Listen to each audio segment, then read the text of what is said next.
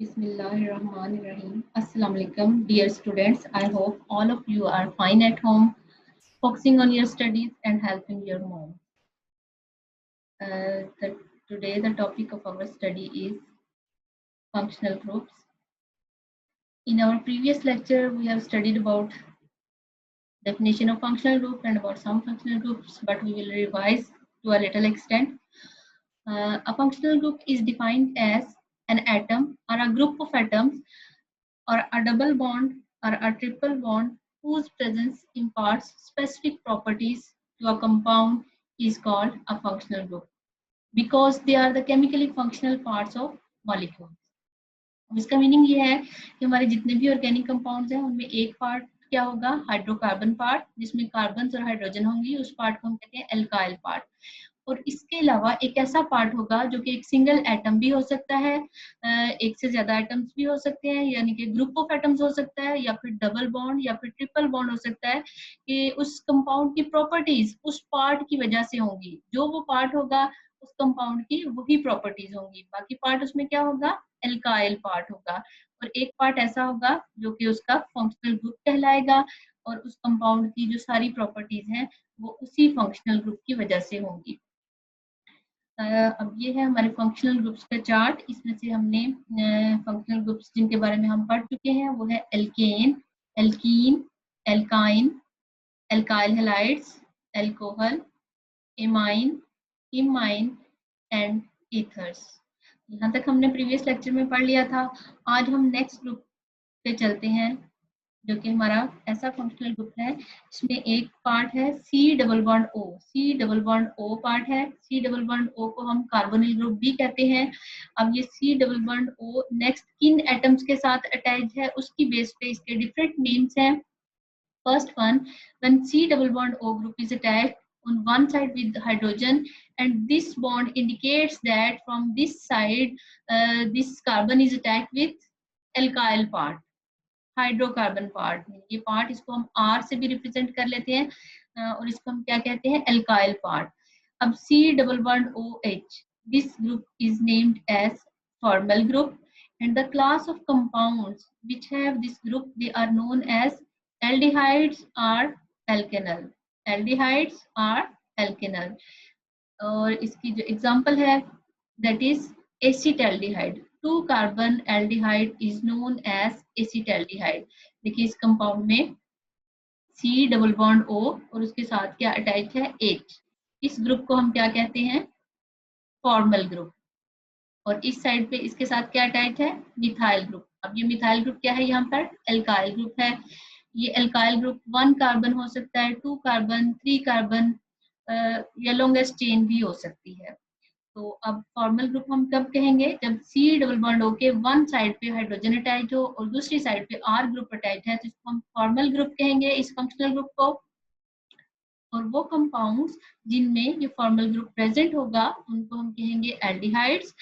और उसकी एग्जांपल है, एक एग्जांपल है एसिटाल्डिहाइड।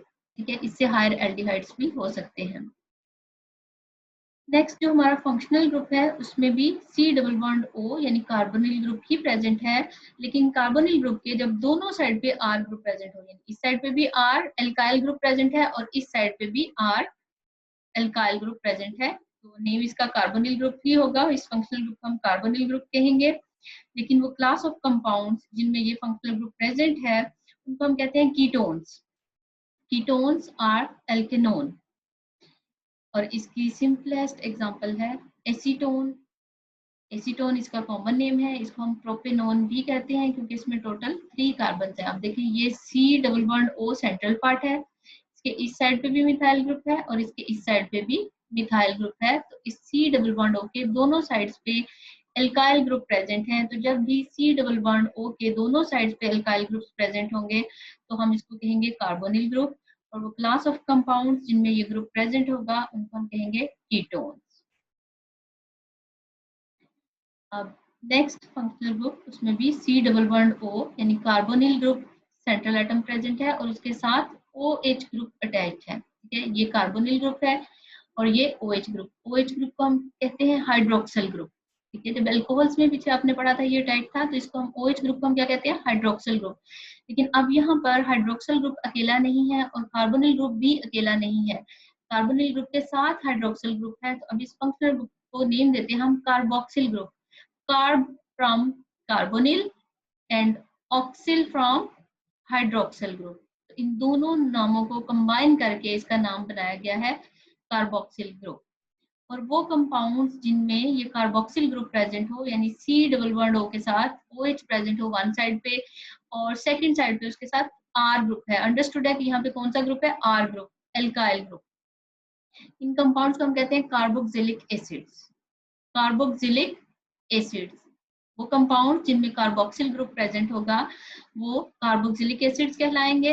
अब उसकी एक एग्जांपल दी है यहाँ पर, C double bond O OH carboxyl group present है और उसके साथ एक कार्बन प्रेजेंट है, तो इस कंपाउंड का नाम है एसिटिक एसिड। इसका कॉमन नेम है एसिटिक एसिड और इसको हम एथेनोइक एसिड भी कहते हैं बाय आयुर्वेदिक नेम। तो कार्बोक्सिल ग्रुप क्या होगा, कार्बोक्सिलिक एसिड्स क्या होंगे, जब भी किसी कंपाउंड में C डबल बॉन्ड O के साथ OH ग्रुप प्रेजेंट होगा, कार्बोनिल ग्रुप के साथ हाइड्रोक्सिल ग्रुप प्रेजेंट होगा, तो हम इसको कहेंगे कि ये कार्बोक्सिल ग्रुप है और ये जो कंपाउंड है ये क्या होगा, कार्बोक्सिलिक एसिड।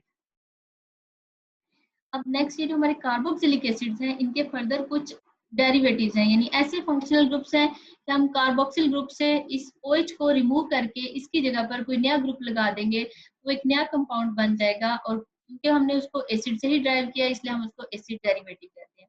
अब यहाँ पर एसिड्स के 3 डेरिवेटिव्स दिए गए हैं। जो फर्स्ट डेरिवेटिव है उसमें OH को रिमूव करके उसकी जगह पे हेलोजन लगा दिया गया है, OH की जगह पे हेलोजन लगा दिया गया है। अब C डबल बॉन्ड O के साथ हेलोजन प्रेजेंट है, X स्टैंड्स फॉर हेलोजन। अब जब भी C डबल बॉन्ड O के साथ एक साइड पे हेलोजन प्रेजेंट है और इस साइड पे R group, alkyl group present है, इस फंक्शनल ग्रुप का नेम है एसिड हैलाइड। एसिड से ड्राइव किया गया है लेकिन इसमें कौन सा ग्रुप है, हेलोजन, इसलिए इसका नेम है एसिड हैलाइड। और इस क्लास ऑफ कंपाउंड्स को भी हम एसिड हैलाइड ही कहेंगे। और उसकी जो सिंपलेस्ट एग्जांपल है that is acetyl chloride. This group is known as acetyl and इसके साथ halogen attached है chloride, so this is acetyl chloride और ये है acid halide। अब नेक्स्ट जो डेरिवेटिव है एसिड का, उसमें क्या किया गया है, एसिड के OH को रिमूव करके उसकी जगह पे NH2 ग्रुप लगा दिया गया है, NH2 ग्रुप। अब जब भी एसिड के OH की बजाय हम NH2 ग्रुप लगाएंगे तो इसका नेम होगा एसिड एमाइड। एसिड एमाइड और क्लास ऑफ कंपाउंड को भी हम एसिड एमाइड ही कहेंगे, ठीक है। और इसमें जो एग्जांपल दी गई है वो है एसिटामाइड, ये एसिटिक एसिड से ड्राइव हुआ है, एसिटामाइड। नेक्स्ट फंक्शनल ग्रुप में ये किया गया है कि एसिड के OH को रिमूव करके उसकी बजाय वो R लगा दिया गया है, या हम ये कह सकते हैं कि सिर्फ हाइड्रोजन को रिमूव करके उसकी बजाय क्या लगा दिया गया, R। R क्या है, एक और एल्काइल ग्रुप है, ये भी एल्काइल ग्रुप है और ये क्या है, R। इसके ऊपर डैश लिखा है, इसका मीनिंग ये है कि ये R जो है वो इस R से डिफरेंट है, ये सेम भी हो सकता है और डिफरेंट भी हो सकता है। अब जब हम एसिड के H की बजाय यहाँ पे R ग्रुप लगाएंगे तो इस फंक्शनल ग्रुप का नेम होगा एस्टर ग्रुप और इस क्लास ऑफ कंपाउंड्स को हम कहेंगे एस्टर्स, ठीक है। और इसकी एग्जांपल है, अब यहाँ पे जो एल्काइल ग्रुप लगाया गया वो मिथाइल है, एल्काइल ग्रुप मिथाइल भी हो सकता है, इथाइल हो सकता है, इसके अलावा हम कोई और भी एल्काइल ग्रुप लगा सकते हैं। तो इस सिंपलेस्ट वन का नाम है methyl acetate. This is also derivative of acid. Now next functional group is SH, S stands for sulphur.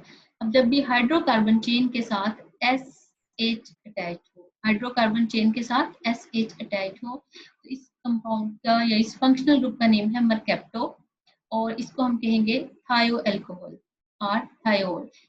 आप कह लें कि ऐसे ही है जैसे यहाँ पे अगर OH हो तो ये क्या होगा, अल्कोहल, लेकिन यहाँ पर SH है तो इसको हम कहेंगे थायो अल्कोहल, ठीक है।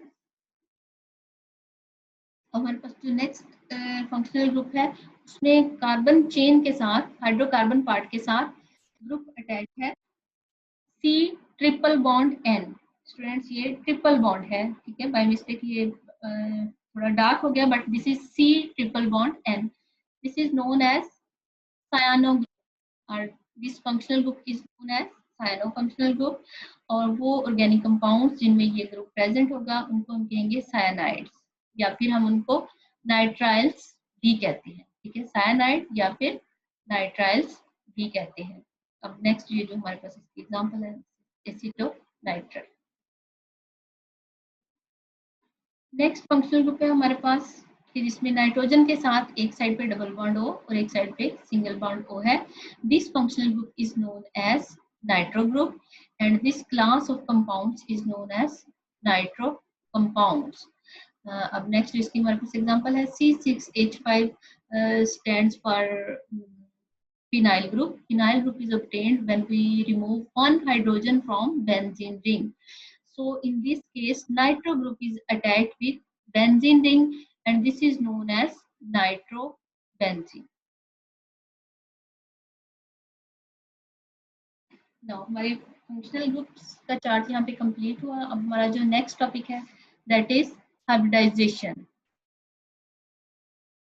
Now, hybridization is defined as the process of mixing of atomic orbitals of different shapes and energy to form new orbitals having same shape and energy, and the process is known as hybridization. Atomic orbitals की details आप पढ़ चुके हैं कि जो हमारे atomic orbitals हैं वो different types के होते हैं, s orbital, p orbital, d orbitals। तो ये जो यहाँ पे कहा गया है कि mixing of atomic orbitals of different shape and energy. तो आपको पता है जो s ऑर्बिटल हमारे होते हैं उनकी शेप डिफरेंट होती है, p ऑर्बिटल्स की शेप डिफरेंट होती है, s ऑर्बिटल जो हमारे हैं वो स्फेरिकल शेप्ड होते हैं, p ऑर्बिटल्स डम्बल शेप्ड हैं, और एनर्जी भी इनकी डिफरेंट होती है। s ऑर्बिटल्स की एनर्जी लो होती है, p ऑर्बिटल्स की एनर्जी उनसे थोड़ी सी हाई होती है। अब हम सबसे पहले तो ये पढ़ेंगे कि why we need process of hybridization. उसके लिए हम कार्बन की एग्जांपल लेते हैं। अगर हम कार्बन को देखें तो, और कार्बन की अगर हम इलेक्ट्रॉनिक कॉन्फ़िगरेशन देखें,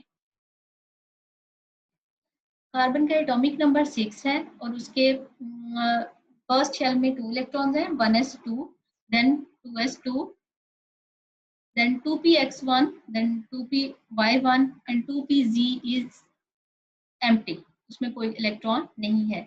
ये है कार्बन की ग्राउंड स्टेट इलेक्ट्रॉनिक कॉन्फ़िगरेशन। अब इस केस में देखें कार्बन के पास कितने अनशेयर्ड इलेक्ट्रॉन्स हैं, ओनली 2। अब अगर कार्बन के पास 2 अनशेयर्ड इलेक्ट्रॉन्स हैं तो इसकी वैलेंसी भी कितनी होनी चाहिए, 2। ठीक है, क्योंकि हम वैलेंसी की डेफिनेशन में यही पढ़ते हैं कि किसी एटम के पास जितने पेयर्ड इलेक्ट्रॉन्स होंगे वही इसकी वैलेंसी होगी। तो कार्बन की अगर ग्राउंड स्टेट इलेक्ट्रॉनिक कॉन्फ़िगरेशन देखी जाए तो उसमें 1s2, 2s2, 2px1, 2py1 and 2pz is empty, यानी x में 1 इलेक्ट्रॉन है और y में 1 इलेक्ट्रॉन है, तो it has only 2 unpaired electrons. अब 2 अनपेयर्ड इलेक्ट्रॉन्स हैं तो वैलेंसी भी 2 होनी चाहिए। लेकिन हम देखते हैं कार्बन के कंपाउंड्स में, जितने भी हम इसके कंपाउंड्स पढ़ते हैं उन सब में कार्बन की वैलेंसी 4 होती है। अब हम कार्बन की 4 वैलेंसी को कैसे एक्सप्लेन कर सकते हैं कि हम ये कहते हैं कि अगर हम एक्साइटेड स्टेट में देखें कार्बन की इलेक्ट्रॉनिक कॉन्फ़िगरेशन, तो ये जो 2s है यहाँ से एक इलेक्ट्रॉन 2pz में शिफ्ट हो जाता है, और इस तरह 2s में 1 इलेक्ट्रॉन है, 2px में 1, y में 1 और 2pz में भी 1 इलेक्ट्रॉन है। अब इस केस में कार्बन के पास 4 अनपेयर्ड इलेक्ट्रॉन्स प्रेजेंट हैं। अब कार्बन की वैलेंसी 4 होगी, वैलेंसी तो अब 4 हो जाएगी, लेकिन अब अगर ये 4 एटॉमिक ऑर्बिटल्स 4 दूसरे किसी एटम के ऑर्बिटल्स के साथ बॉन्ड्स बनाएंगे तो px, py, pz से तो सेम बॉन्ड्स बनेंगे, लेकिन जो s है इसकी शेप डिफरेंट है, तो s से जो बॉन्ड बनेगा उसकी एनर्जी, उसकी लेंथ डिफरेंट होनी चाहिए।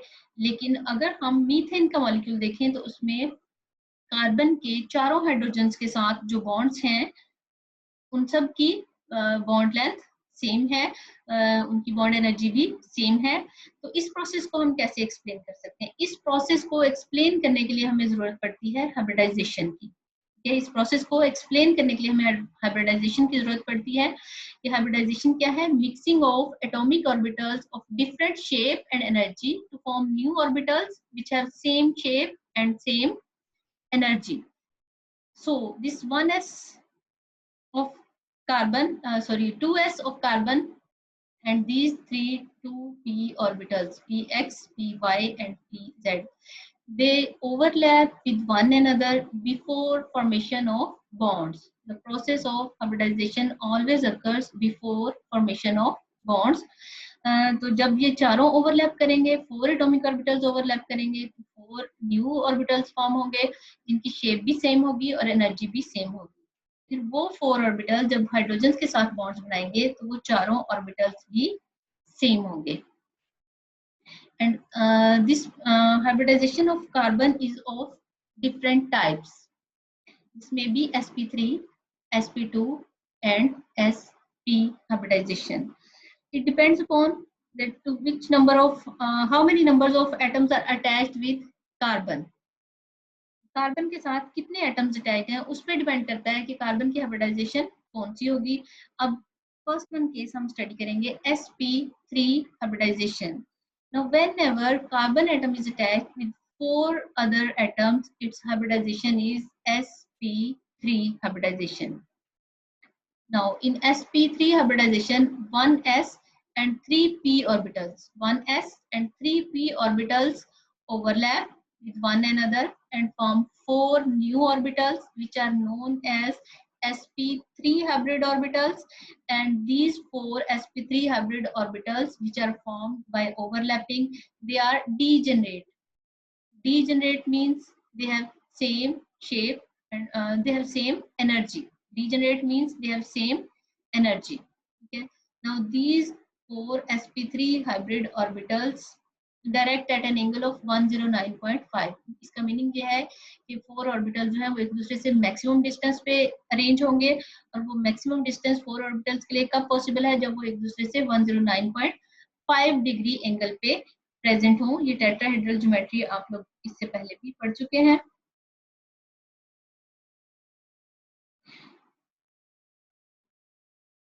अब मैं यहाँ से थोड़ा आपको एक्सप्लेन करती हूँ. This is s orbital, this is 2s of carbon, this is 2s orbital of carbon which has 1 electron. This is 2px, this is 2py, and this is 2pz. आपको पता है px, py, pz तीनों की shape same होती है और ये तीनों एक दूसरे से परपेंडिकुलर यानी 90 एंगल पे प्रेजेंट होते हैं. देखिए ये px है, ये x एक्सिस के पैरेलल है, ये py है, ये px से परपेंडिकुलर है यानी 90 एंगल पे है, फिर ये pz है, ये इन दोनों से परपेंडिकुलर है यानी इन दोनों से 90 एंगल पे है. Now in this case when carbon is showing sp3 hybridization, this 1s and 3p orbitals overlap and they form 4 new orbitals. And these 4 new orbitals will have same shape and same energy. And these 4 orbitals are this one when s orbital overlaps with z, this one when s orbitals overlap with y, and this one when s orbital overlaps with pz, py and px. ठीक है. अब 4 orbitals form हुए हैं और इन चारों की shape भी same है. देखिए सिर्फ उनके एक्सिस डिफरेंट है, शेप सबकी सेम है, सबके साथ एक लार्ज लोब है और एक स्मॉल लोब है. ये स्मॉल लोब किसको शो कर रही है, एस ऑर्बिटल के पार्ट को शो कर रही है. अब इन चारों ऑर्बिटल्स ने अरेंज होना है. कैसे अरेंज होंगे, एक दूसरे से मैक्सिमम डिस्टेंस पे. और मैक्सिमम डिस्टेंस कैसे पॉसिबल है, जब ये टेट्राहेड्रल मैनर में अरेंज होंगे. टेट्राहेड्रल मैनर कैसे पॉसिबल होगा, ये 2 ऑर्बिटल जो है प्लेन में होंगे, वन अबव द प्लेन होगा और वन बिलो द प्लेन होगा. ये इस तरह से अरेंज होंगे क्योंकि एक्चुअल में तो ये चारों ऑर्बिटल्स कहाँ प्रेजेंट है, कार्बन एटम पे. ठीक है, कार्बन न्यूक्लियस की सराउंडिंग में प्रेजेंट है. So this central part is showing carbon और ये जो लोब्स हैं ये किसको शो कर रही हैं, इन ऑर्बिटल्स को. अब यहाँ पर for the sake of simplicity we are not showing these small lobes. ठीक है, एक्चुअल में वो प्रेजेंट है but for the sake of simplicity हम स्मॉल लोब्स को शो नहीं कर रहे, सिर्फ लार्ज लोब्स को शो किया. और ये कैसे अरेंज है, एक दूसरे से 109.5 के एंगल पे. हर लोब का दूसरी लोब से एंगल जो है वो 109.5 है, इसलिए ये चारों लोब्स एक प्लेन में नहीं है. 2 लोब्स प्लेन में है, 1 लोब जो है वो अबव द प्लेन है और जो 1 लोब है वो बिलो द प्लेन है. अब ये 4 ऑर्बिटल्स हैं, ये कार्बन की sp3 हाइब्रिडाइजेशन यहाँ पर हो चुकी है। और हाइब्रिडाइजेशन का प्रोसेस ऑलवेज कब होगा? Before bond formation. जब भी कार्बन ने दूसरे एटम्स के साथ बॉन्ड्स फॉर्म करने हैं तो पहले उसकी क्या होगी? हाइब्रिडाइजेशन। तो इस केस में हमने पढ़ी है sp3 हाइब्रिडाइजेशन। अब हम नेक्स्ट देखते हैं कि क्या होगा। अब ये हमारे कार्बन है, ये 4 ऑर्बिटल्स हैं, और ये कौन से 4 ऑर्बिटल्स हैं? जो कि sp3 हाइब्रिडाइज्ड ऑर्बिटल हैं। ठीक है, अब हम इसमें एग्जांपल देखते हैं मीथेन की। In case of methane, 4 hydrogen atoms are attached with carbon. In case of methane, 4 hydrogen atoms are attached with carbon. This is carbon with 4 sp3 hybrid orbitals, and this is hydrogen. Hydrogen जो है उसका सिर्फ एक ही orbital है, और वो कौन सा ऑर्बिटल है इसका? 1s, और उसकी शेप स्फेरिकल है। 1s ऑर्बिटल और उसकी शेप क्या है? स्फेरिकल। अब इन 4 हाइब्रिड ऑर्बिटल्स के साथ 4 हाइड्रोजन आके अटैच होंगी। ऐसे देखें 1 2 3 और ये 4। ये ओवरलैपिंग नहीं है एक्चुअल में, ये 1 अबव द प्लेन और 1 बिलो द प्लेन है, इसलिए वो इस तरह नजर आ रहा है आप लोगों को। अब ये हमारे पास मीथेन का मॉलिक्यूल है। इसमें कार्बन और हाइड्रोजन में जो 4 बॉन्ड्स फॉर्म हुए हैं, इन सब की bond length, bond energy same है। और ये सेम उसी सूरत में हो सकती है जब बॉन्ड फॉर्मेशन से पहले कार्बन की हाइब्रिडाइजेशन हो चुकी हो, अदरवाइज ये पॉसिबल नहीं है। अदरवाइज 1 हाइड्रोजन जो होती है वो कार्बन के 2s के साथ ओवरलैप करती है, और जो बाकी 3 हाइड्रोजन है वो उसके p के साथ ओवरलैप करती है। लेकिन क्योंकि कार्बन की हाइब्रिडाइजेशन हो चुकी है पहले से, उसके 4 hybrid orbitals of same shape and energy बन चुके हैं। जब सेम शेप और एनर्जी के ऑर्बिटल्स हाइड्रोजन के साथ ओवरलैप करेंगे तो जो टर्म बॉन्ड्स बनेंगे उन सब की शेप और एनर्जी सेम होगी। तो आज के टॉपिक में बच्चों हम सिर्फ sp3 हाइब्रिडाइजेशन तक ही पढ़ेंगे। नेक्स्ट टॉपिक में हम इसकी दूसरी टाइप्स पढ़ेंगे जो कि sp2 और sp हाइब्रिडाइजेशन है। आज के लिए इतना ही। आप लोग इस लेक्चर को ध्यान से पढ़िएगा, समझने की कोशिश कीजिएगा, और अगर कोई भी क्वेश्चन हो तो आप पूछ सकते हैं।